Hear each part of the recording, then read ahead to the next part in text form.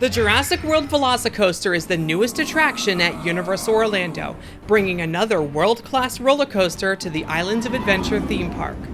You can tell the team that designed this attraction really understands the Jurassic Park and Jurassic World films, with their incredible attention to detail around every turn. Let's explore the Easter eggs of Jurassic World VelociCoaster.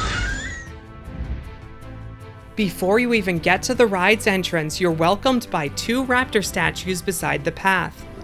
Sitting in their imposing positions, some have noticed that these dinosaurs are actually posed the same way that the dragon statues were at the entrance to the former Dueling Dragons roller coaster.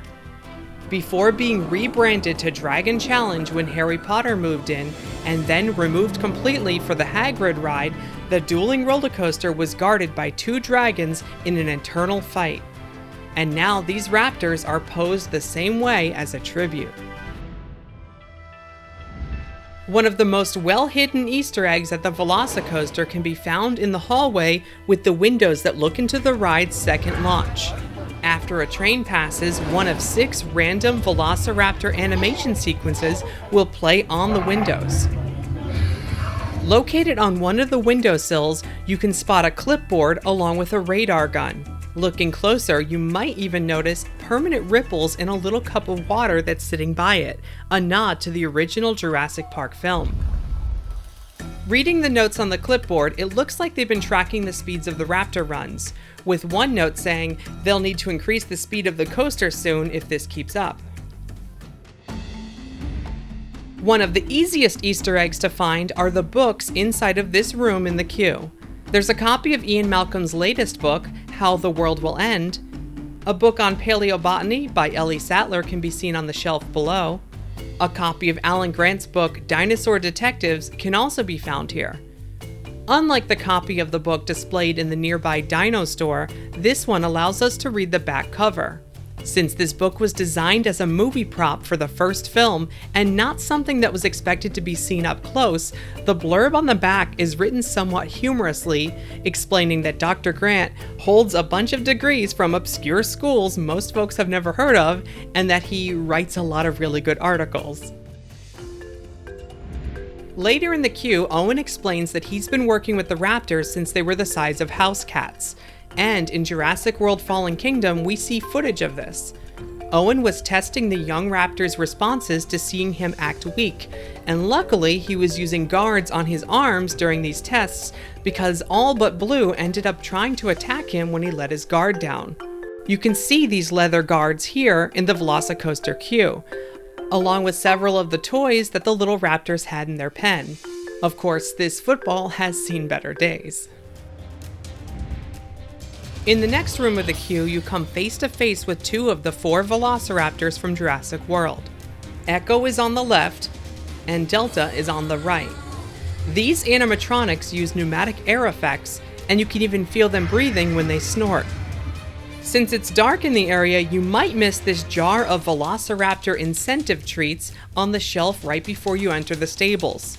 These treats are approved for all 4 of the raptors, but the special instructions say do not overfeed. Guess they want to make sure they're good and hungry for your raptor run. Before the stables, you can also find this monitor displaying the coaster layout. In between the video loop, it quickly displays different animals that InGen has been researching while designing the coaster vehicle safety measures. One of the animals shown is an osprey. If you've been following construction for VelociCoaster, you may remember back when I spotted a real osprey trying to make a home on the top of the top hat. In the months that followed, we watched as she made herself at home on this 155-foot tall perch. Universal attempted to keep her away by putting down some plastic wrap, forgetting that ospreys are real-life raptors and have talons that can easily shred it. Eventually, she was given her own forever home with a new perch behind the park just in time for the ride to open. But the VelociCoaster Osprey will forever be memorialized in this looping video in the queue. You'll find attraction posters along the locker area, including one for the VelociCoaster itself. There are posters that you would expect to see if you were visiting the real Jurassic World for Gyrosphere Valley, T-Rex Kingdom, and the Mosasaurus Show. You can also find a couple posters for attractions that exist at Islands of Adventure, but they've been modified to make them appear more Jurassic World-y. And finally, there are 2 posters for attractions that are labeled as coming soon. That's because the ride takes place just a few weeks before the Indominus Rex, the park's next big attraction, would escape its pen and wreak havoc on the park. It's during this time that Camp Cretaceous is preparing to welcome its first VIP guests as well, which is why that poster says it's coming soon. In the final room before load, we're treated to a video presentation featuring Claire and Owen, which dynamically changes from day to night depending on the time of day you're watching it. In the control room behind Claire, you can spot a team member group photo in the original Raptor encounter. That attraction was relocated to make way for the VelociCoaster. 2 of the ACU members in the background behind Owen are played by the Universal Creative members that helped design the ride. You can even spot their names on the corner of the screen. At one point, Owen jokes that we should have to sign a waiver before riding. At least get him to sign a waiver. Nah. You can actually spot this waiver up ahead on the wall, hanging up next to the ACU equipment. Once you're actually on the ride, there's one Easter egg that's literally eggs. There are what look like dinosaur eggs hiding at the very top of the rockwork in the Raptor paddock area, and the best way to get a good look at them is by riding the ride itself. Look down at the rocks during the first inversion right after the ride starts. If you look really closely, you can kind of spot one of the eggs from the ground, as well as some broken eggshells. Team members will tell you that these are not raptor eggs though, but may in fact be pteranodon eggs, which would explain why they're so high up. In any case, it looks like Malcolm was right, and life, finds a way. The next Easter egg can be found right as you come down from the second inversion. If you're riding on the right, you'll have a better chance of seeing it, but there's a bag of dino chow sitting under the track. It matches the enriched dino chow bags that were on display when this area was originally home to the Triceratops encounter. That defunct walkthrough attraction would let you get close to a living, breathing Triceratops, but it closed many years before this coaster was built. When they were cleaning out the old barns, they actually had one of these dino chow bags for sale at the prop shop.